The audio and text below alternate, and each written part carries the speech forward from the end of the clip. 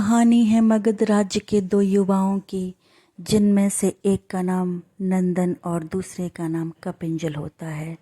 नंदन सरल स्वभाव, बहुत ही सीधा, यहाँ तक कि उसे मूर्ख भी कहा जा सकता है।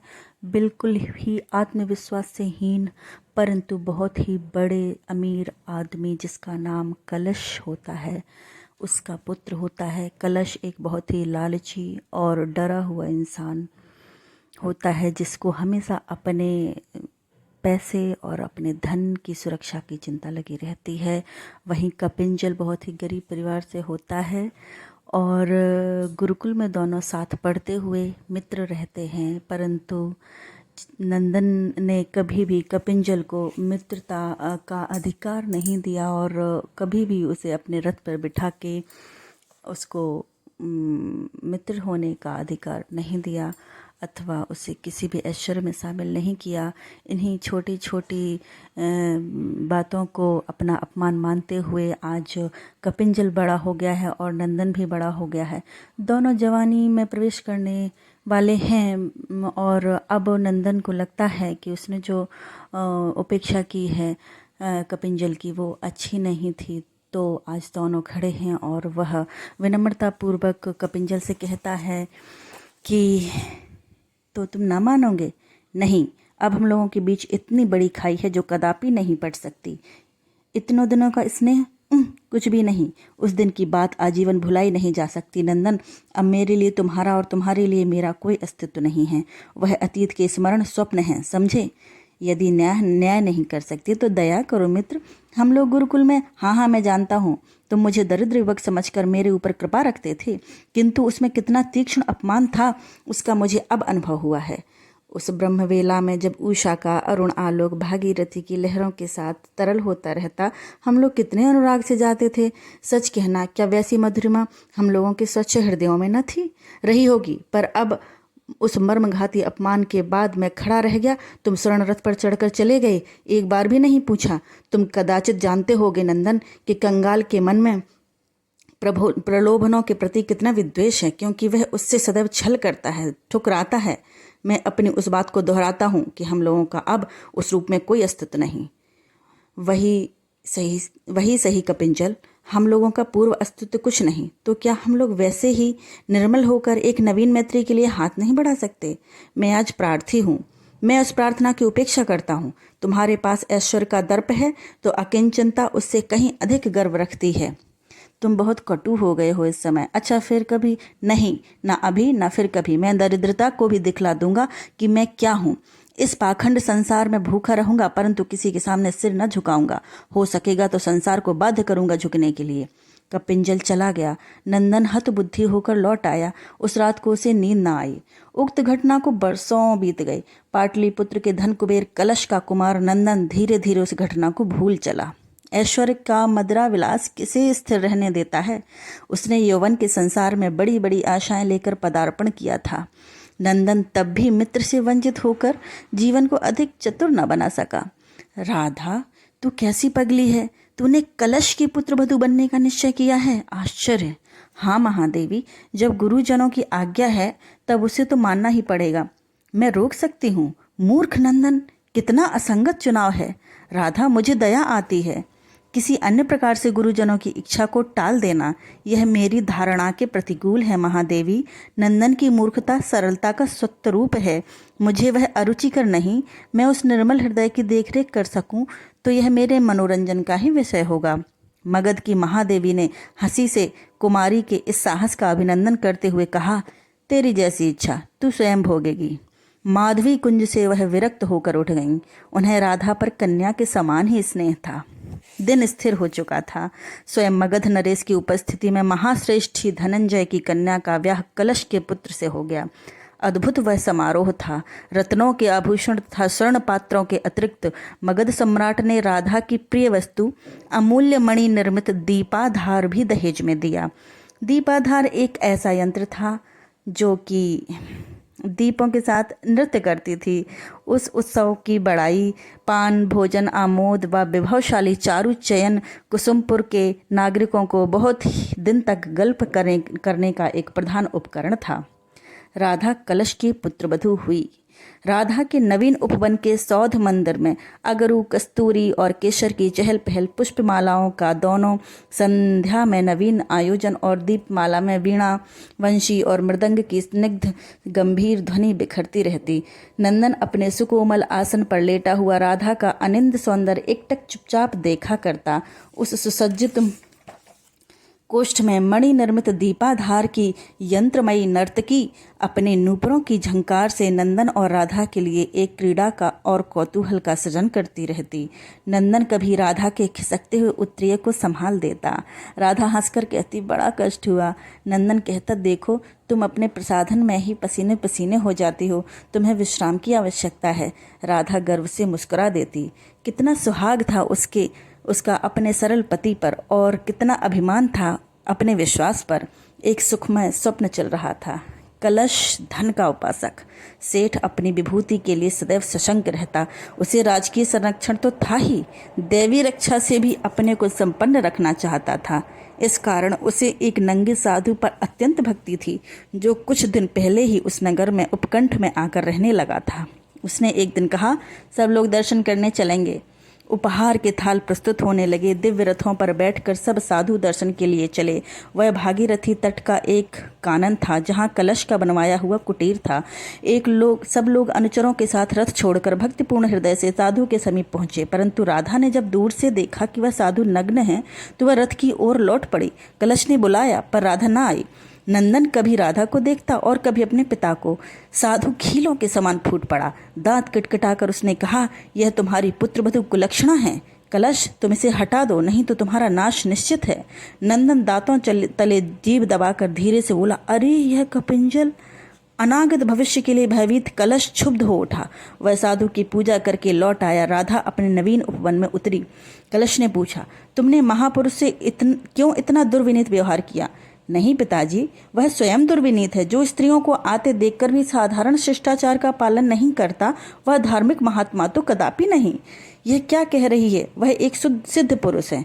सिद्धि यदि इतनी अधम है, धर्म यदि इतना निर्लज्ज है, तो वह स्त्रियों के योग्य नहीं। पिताजी, धर्म के रूप में कहीं आप भय की उपासना तो नहीं कर रहे हैं? तू सचमुच कुलक्षणा है। इसे तो अंतर्यामी भगवान ही जान सकते हैं। मनुष्य के लिए अत्यंत क्षुद्र है इसे जानना। पिताजी, आप उसे रोककर अत्यंत क्रोध से कलश ने कहा, तुझे इस घर में रखना अलक्ष्मी को बुलाना है।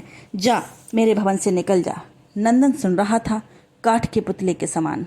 वह इस विचार का अंत तो चाहता था, पर क्या करे, यह उसकी समझ में न आया। राधा ने देखा उसका पति कुछ नहीं बोलता, तो अपने गर्व से सिर उठाकर कहा, मैं धन कुबेर की कृतदासी नहीं हूँ।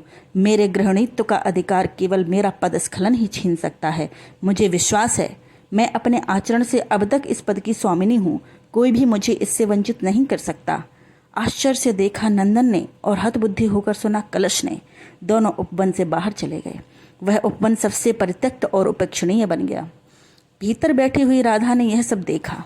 नंदन ने पिता का अनुसरण किया। वह धीरे धीरे राधा को भूल चला, परंतु नए ब्याह का नाम लेते ही चौंक पड़ता। उसके मन में धन की ओर वितृष्णा जगी। ऐश्वर्य का यांत्रिक शासन जीवन को नीरस बनाने लगा। उसके मन की अतृप्ति विद्रोह करने के लिए सुविधा खोजने लगी। कलश ने उसके मनोविनोद के लिए नया उपवन बनवाया। नंदन अपनी स्मृतियों का लीला निकेतन छोड़कर रहने लगा। राधा के आभूषण बिकते थे और उस सेठ के द्वार की अतिथि सेवा वैसी ही होती रहती। मुक्त द्वार का अपरिमित व्यय और आभूषणों के विक्रय की आय। कब तक यह युद्ध चले? अब राधा के पास बच गया था वही मणि निर्मित दीपाधार, जिसे महादेवी ने उसकी क्रीड़ा के लिए बनवाया था। थोड़ा सा अन्न अतिथियों के लिए बचा था। राधा 2 दिन से उपवास कर रही थी। दासी ने कहा, स्वामिनी, यह कैसे हो सकता है कि आपके सेवक बिना आपके भोजन किए अन्न ग्रहण करें? राधा ने कहा, तो आज यह मणिदीप बिकेगा। दासी उसे ले आई। वह यंत्र से बने हुई रत्न जटित नर्तकी नाच उठी। उसके नूपुर की झंकार उस दरिद्र भवन में गूंजने लगी। राधा हंसी। उसने कहा, मनुष्य जीवन में इतनी नियमानुकूलता यदि होती। स्नेह से चूमकर उसे बेचने के लिए अनुचर को दे दिया। पढ़ने में पहुंचते ही दीपाधार बड़े बड़े रत्न मणिकों की दृष्टि में एक कौतूहल बन गया। उस चूड़ामणि का दिव्य आलोक सभी की आंखों में चकाचौंध उत्पन्न कर देता था। मूल्य की बोली बढ़ने लगी। कलश भी पहुंचा। उसने पूछा, यह किसका है? अनुचर ने उत्तर दिया, मेरी स्वामिनी सौभाग्यवती श्रीमती राधा देवी का। लोभी कलश ने डांट कर कहा, मेरे घर की वस्तु इस तरह चुरा कर तुम लोग बेचने फिर आओगे तो बंदी गृह में पड़ोगे, भागो। अमूल्य दीपाधार से वंचित सब लोग लौट गए। कलश उसे अपने घर उठवा ले गया। राधा ने सब सुना, वह कुछ न बोली। गंगा और सोन एक साथ ही बाढ़ आई। गांव के गांव बहने लगे। भीषण हाहाकार मचा। कहाँ ग्रामीणों की असहाय दशा और कहाँ जल की उद्दंड बाढ़। कच्चे झोंपड़े उस महाजलव्याल की फूंक से तितर बितर होने लगे। वृक्षों पर जिसे आश्रय मिला वही बच सका। नंदन के हृदय से ने तीसरा धक्का खाया। नंदन का सत्साहस उत्साहित हुआ। वह अपनी पूरी शक्ति से नावों की सेना बनाकर जल प्लावन में डट गया और कलश अपने 7 खंड के प्रासाद में बैठा वह दृश्य देखता रहा। रात नावों पर बीतती है और बांसों के छोटे छोटे बेड़े पर दिन। नंदन के लिए धूप वर्षा शीत कुछ नहीं, अपनी धुन में वह लगा हुआ है। बाढ़ पीड़ितों का झुंड सेठ के प्रासाद में हर नाव से उतरने लगा। कलश क्रोध के मारे बिलबिला उठा। उसने आज्ञा दी कि बाढ़ पीड़ित यदि स्वयं नंदन भी हो तो वह प्रासाद में ना आने पावे। घटा घिरी थी, जल बरसता था। कलश अपनी ऊंची अटारी पर बैठा मणि निर्मित दीपाधार का नृत्य देख रहा था। नंदन भी उसी नाव पर था जिस पर 4 दुर्बल स्त्रियां, 3 शीत से ठुठरे हुए बच्चे और 5 जीर्ण शीर्ण पंजर वाले वृद्ध थे। उस समय नाव द्वार पर जा लगी। सेठ का प्रासाद गंगा तट की एक ऊंची चट्टान पर था। वह एक छोटा सा दुर्ग था। जल अभी द्वार तक ही पहुंच सका था। प्रहरियों ने नाव को देखते ही रोका। पीड़ितों को इसमें स्थान नहीं। नंदन ने पूछा, क्यों? महाश्रेष्ठी कलश की आज्ञा। नंदन ने क्रोध से उस प्रासाद की ओर देखा और मांझी को नाव लौटाने की आज्ञा दी। मांझी ने पूछा, कहाँ ले चलें? नंदन कुछ न बोला। नाव बाढ़ में चक्कर खाने लगी। सहसा दूर उसे जलमग्न वृक्षों की चोटियों और पेड़ों के बीच एक ग्रह का ऊपरी अंश दिखाई पड़ा। नंदन ने संकेत किया। मांझी उसी ओर नाव खींचने लगा। ग्रह के नीचे के अंश में जल भर गया था। थोड़ा सा अन्न और ईंधन ऊपर वाले भाग में बच गया था। राधा उस जल में घिरी हुई अचल थी। छत की मुंडेर पर बैठी वह जलमयी प्रकृति में डूबती हुई सूर्य की अंतिम किरणों को ध्यान से देख रही थी। दासी ने कहा, स्वामिनी, वह दीपाधार भी गया। अब तो हम लोगों के लिए बहुत थोड़ा अन्न घर में बचा है। देखती नहीं है प्रलय सी बाढ़, कितने मर मिटे होंगे। तुम तो पक्की छत पर बैठी अभी यह दृश्य देख रही हो। आज से मैंने अपना अंश छोड़ दिया। तुम लोग जब तक जी सको जियो। सहसा नीचे झांक कर राधा ने देखा, एक नाव उसके वातायन से टकरा रही है और एक युवक उसे वातायन के साथ दृढ़ता से बांध रहा है। राधा ने पूछा, कौन है? नीचे सिर किए नंदन ने कहा, बाढ़ पीड़ित कुछ प्राणियों को क्या आश्रय मिलेगा? अब जल का क्रोध उतर चला है। केवल 2 दिन के लिए इतने मरने वालों को आश्रय चाहिए। ठहरिए, सीढ़ी लटकाई जाती है। राधा और दासी तथा अनुचर ने मिलकर सीढ़ी लटकाई। नंदन विवर्ण मुख एक एक को पीठ पर लाद कर ऊपर पहुंचाने लगा। जब सब ऊपर आ गए तो राधा ने आकर कहा, और तो कुछ नहीं है, केवल द्विदलों का जूस इन लोगों के लिए है, ले आऊं? नंदन ने सिर उठाकर देखा राधा। वह बोल उठा, राधा, तुम यहीं हो? हाँ स्वामी, मैं अपने घर में हूँ। गृहिणी का कर्तव्य पालन कर रही हूँ। पर मैं गृहस्थ का कर्तव्य पालन न कर सका राधा, पहले मुझे क्षमा करो। स्वामी, यह अपराध मुझसे न हो सकेगा। उठिए, आज आपकी कर्मण्यता से मेरा ललाट उज्जवल हो रहा है। इतना साहस कहाँ छिपा था नाथ? दोनों प्रसन्न होकर कर्तव्य में लग गए। यथासंभव उन दुखियों की सेवा होने लगी। एक प्रहर के बाद नंदन ने कहा, मुझे भ्रम हो रहा है कि कोई यहाँ आसपास ही विपन्न है। राधा, अभी रात अधिक नहीं हुई है, मैं एक बार नाव लेकर जाऊं? राधा ने कहा, मैं भी चलूं? नंदन ने कहा, गृहिणी का काम करो राधा, कर्तव्य कठोर होता है, भाव प्रधान नहीं। नंदन एक मांझी को लेकर चला गया और राधा दीपक जलाकर मुंडेर पर बैठी थी। दासी और दास पीड़ितों की सेवा में लगे थे। बादल खुल गए थे।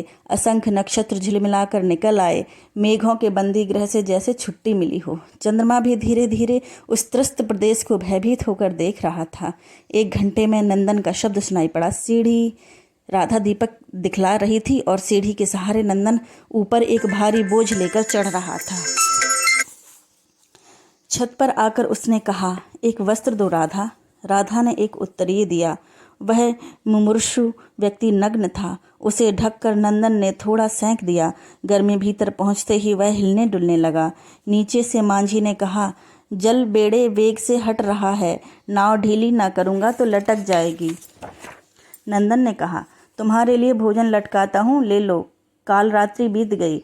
नंदन ने प्रभात में आंखें खोलकर देखा कि सब लोग सो रहे हैं और राधा उसके पास बैठी सिर सहला रही है। इतने में पीछे से लाया हुआ मनुष्य उठा।